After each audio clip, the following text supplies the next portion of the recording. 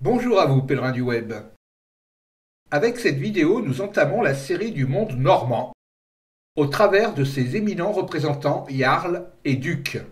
Le jarl étant l'équivalent du comte carolingien et du comes de l'Empire romain. Comes voulant dire compagnon ou délégué de l'empereur. La série commence avec Rollon et s'achèvera avec Guillaume II, dit le Conquérant. Entre les deux, nous ferons un arrêt sur l'expansion des Vikings en suivant l'évolution chronologique de leur raid. Le monde normand a eu un très fort impact en Grande-Bretagne, où il fait suite au monde anglo-saxon, lequel succède au monde brito-romain, que nous avons traité au travers de la saga brito-romaine. Le monde brito-romain fait lui-même suite au monde celtique et enfin, avant ce dernier, on arrive dans le monde paléolithique. Le monde normand a aussi une grande importance en France avec la création du fameux duché de Normandie. Cette vidéo et les suivantes traitent de Rollon, ce personnage emblématique, fondateur du duché de Normandie, contemporain du non moins célèbre le roi semi-légendaire Ragnar Lodbrok. Nous traiterons des congénères de Rollon dans des vidéos placées en annexe au cours de cette saga. Puis nous étudierons la descendance de Rollon sur 6 générations jusqu'à Guillaume II de Normandie, dit le Conquérant.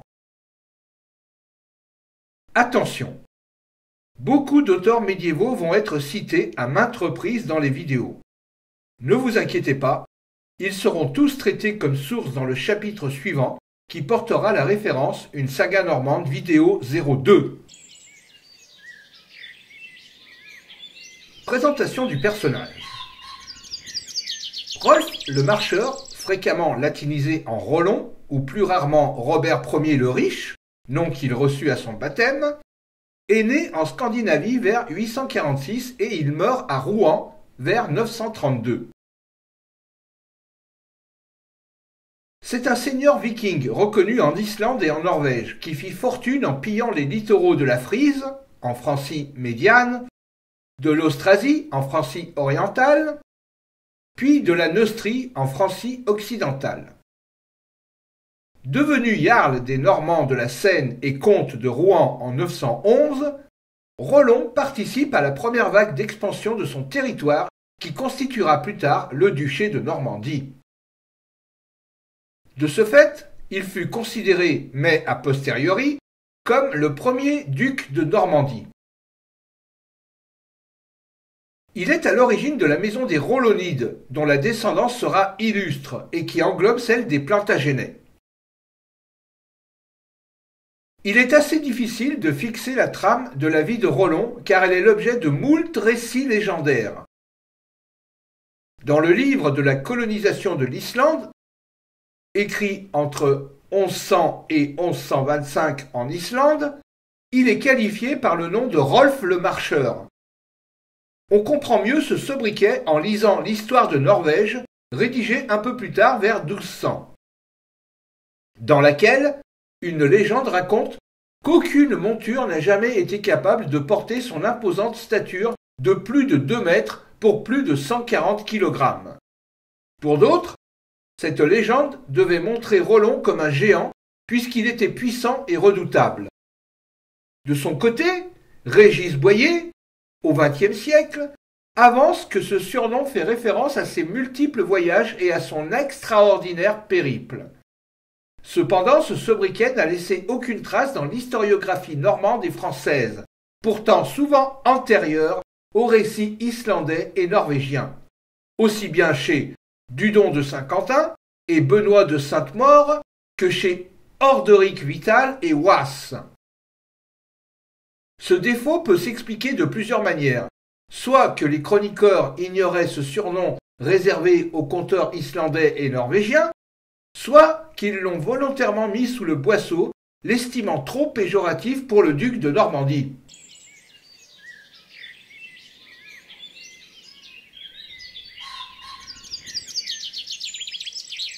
L'histoire de Rollon est incertaine, notamment ses origines. Le succès de sa dynastie, les Rollonides, à l'origine de la lignée des ducs de Normandie, a créé autour de lui un halo de légendes. De plus, les sources qui évoquent ce personnage sont presque toutes tardives. Les textes les plus anciens, les plus contemporains, à savoir ceux de la tradition normande, en particulier ceux de Dudon de Saint-Quentin avec son Histoire des Normands commencée en 996, font de Rollon un Dace, né en Dacie, ce qui paraît pour le moins folklorique. Cette origine est d'ailleurs rectifiée en danois pour être né au Danemark par Guillaume de Jumièges, qui reprend les écrits de Dudon dès 1050.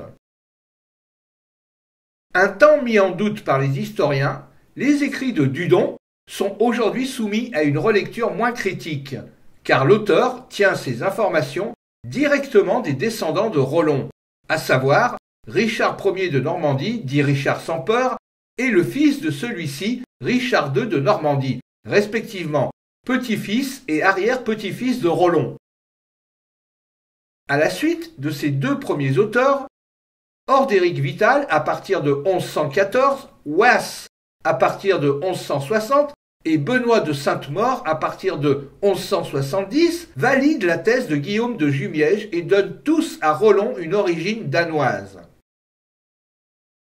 Pourtant, malgré les traditions d'Islande et de Norvège, les sources danoises contemporaines de ces chroniqueurs, dont la Geste des Danois de Saxo Grammaticus, rédigée à partir de 1200, passent sous silence l'existence de Rollon. Ce que l'on peut conclure de tout ceci est que Rollon a surtout agi hors du Danemark. Si Dudon n'évoque pas le père de Rollon, Richer de Reims, au contraire, à partir de 972, donc 24 ans avant les premiers écrits de Dudon sur le sujet, en fait le fils d'un certain Ketil et lui donne même un frère, Gurim, possible adaptation du nom scandinave Gorm. Les 42 sagas islandaises écrites à partir de 1200, compilant l'histoire des grandes familles d'Islande, dont celle d'Éric le Rouge que nous avons vu dans la vidéo précédente, présentent Rollon plutôt comme un Norvégien. Il s'agit notamment du livre de la colonisation, qui indique que Gonguhorf, fils de Rongvald, jarl de Mor dans le centre-ouest de la Norvège, conquit la Normandie. On trouve d'autres détails dans la saga des Orcadiens, qui évoque la femme de ce Rongvald. La région d'origine de Rollon, là où se trouvait son fief, est située dans la banlieue sud d'Alsund, sur le littoral ouest norvégien, dans le comté de Mor. Comme beaucoup d'autres Scandinaves, Rollon est contraint à quitter son pays et à parcourir les mers. La saga de Harald à la belle chevelure, rédigée par Snorri Sturluson, homme politique, diplomate, historien et poète islandais, né en 1179 et mort en 1241, principal écrivain scandinave du Moyen-Âge, auteur de nombreuses sagas et de récits mythologiques, et dont l'œuvre constitue une source essentielle pour la connaissance de la mythologie nordique, nous raconte que Rollon est banni de Norvège en 875 par le roi Harald, dit à la belle chevelure, premier roi de Norvège. Ce dernier exerce la royauté sur la Scandinavie danoise entre 872 et 931. La raison du bannissement de Rollon par Harald serait la propension du mercenaire pour les pillages dans le pays. Ce serait dans ces conditions que son frère Gurim disparaît. On ne sait pas s'il faut porter crédit à ce bannissement, mais cela témoigne à minima que nous avons affaire à un viking au caractère assez marqué. C'est en 865 que la grande armée danoise débarque en Angleterre. Elle rassemble plusieurs centaines de navires et plusieurs milliers d'hommes. Elle va conquérir la partie est de l'Angleterre, soumettant la Northumbrie, puis les Midlands et la Mercie, et constituera en terre anglo-saxonne le territoire danois du Danelaw. La grande armée est dirigée par Halfdan et Ivar Ragnarsson, dit le Désossé, avec l'assistance de leur frère Ubbe. Les sagas norroises voient dans cette invasion une opération de représailles en réponse à la mort de leur père Ragnar Lodbrok, aux mains du roi Aelle de Northumbrie, mais l'historicité de cette justification est incertaine. Lorsque la Grande Armée embarque pour la Grande-Bretagne, Rollon est âgé de 21 ans. Participe-t-il à cette campagne d'Angleterre? Aucune source ne le prouve. Il est probable qu'il ait été assigné à rester en Norvège afin de défendre le fief familial. La Norvège n'est pas encore unifiée et les querelles entre jarls locaux vont bon train. 7 ans plus tard, en 872, le jarl norvégien Harald à la belle chevelure, originaire du Vestfold, parvient à unifier la Norvège. Harald profite du fait que de nombreux contingents vikings quittent leurs terres pour participer à la campagne d'Angleterre. Il est fort probable que cet accaparement de la Norvège par Harald ne soit pas du goût de la famille de Rollon, qui entre alors en dissidence, et commence leur rapine. 3 ans plus tard, en 875, nous l'avons dit, Rollon est finalement banni de Norvège et accoste en Orcadie. Rollon traverse alors la mer du Nord et rejoint l'archipel d'Orcadie, où son oncle Sigurd vient d'obtenir d'Harald à la belle chevelure le titre de jarl. Les Orcades constituent alors une base pour l'extension viking en Calédonie et en Irlande via les Hébrides. Elles sont occupées depuis les années 840 par des contingents vikings indépendants qui s'émancipent peu à peu du pouvoir norvégien. Les velléités d'indépendance de ces prétentieux premiers colons amènent Harald à y débarquer avec les frères Ragvald et Sigurd pour épurer l'archipel de ces rebelles. Plutôt que d'accorder crédit à la thèse du bannissement, il vaut mieux voir de la part de Rollon, dans le fait qu'il se porte volontaire pour l'expédition punitive vers l'Orcadie, une tentative de rachat de la clémence du roi, à moins qu'il n'ait été enrôlé de force. Quoi qu'il en soit, Rollon séjourne en Orcadie lorsque son oncle Sigurd en est gouverneur pour le compte d'Harald Ier à la belle chevelure. Pendant que ces vikings norvégiens opèrent dans la partie de l'île de Grande-Bretagne située au nord des anciens murs romains d'Antonin et d'Adrien, la grande armée danoise poursuit son offensive dans les territoires en deçà. En 876, après 11 années de combats entre anglo-saxons et vikings, le royaume viking d'York est fondé dans le nord-est de l'Angleterre. Il est l'embryon du futur Danelaw. Au nord, Rollon participe aux côtés de son oncle à la tentative norvégienne d'installation en terre calédonienne. Les Pictes restent des adversaires redoutables et, lorsque Sigurd est tué dans un raid sur les terres d'Écosse, son neveu Rollon se réfugie aux Hébrides chez un autre viking, Ketil au nez plat. Là encore, il participe à l'installation viking, mais plutôt sur les terres irlandaises, aussi bien sur les littoraux nord de l'île que sur ses littoraux est, ceux qui bordent la mer d'Irlande. L'île de Man, au centre de la mer d'Irlande, devient possession viking.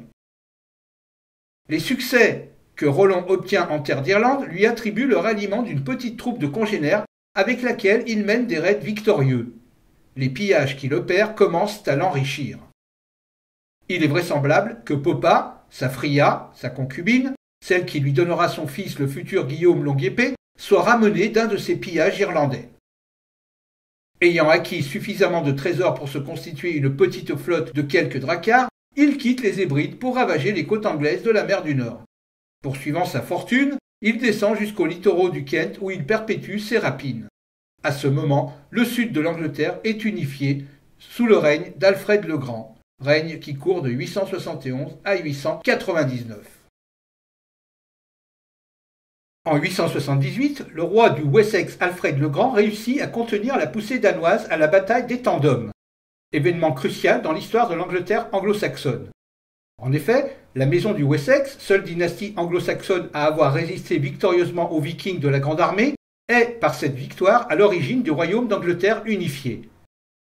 Une partie de la Grande Armée dirigée par le Danois Guthrum se replie vers l'Est-Anglie. Pour garder les possessions qui lui restent, Guthrum se fait rapidement baptiser la même année sous le nom d'Æthelstan.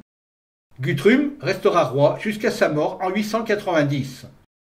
Une autre partie de la Grande Armée se replie vers le continent. Il est possible que Rollon ait participé aux exactions vikings de la Grande Armée avant la bataille fatidique d'Étendom et qu'il se soit replié vers la Neustrie avec cette partie de la Grande Armée qui se dirige sur le continent. Bon diplomate en face d'un souverain intelligent et éclairé, Rollon passe dans l'entourage d'Alfred. Il lui propose un pacte de non-agression en échange de la liberté de naviguer sur la Manche et la mer du Nord méridionale, ce qui lui permet de porter sans entrave ses attaques sur la Frise et le littoral de l'Austrasie entre les Bouches du Rhin et l'Escaut. La suite au prochain épisode qui traitera de Rollon en France.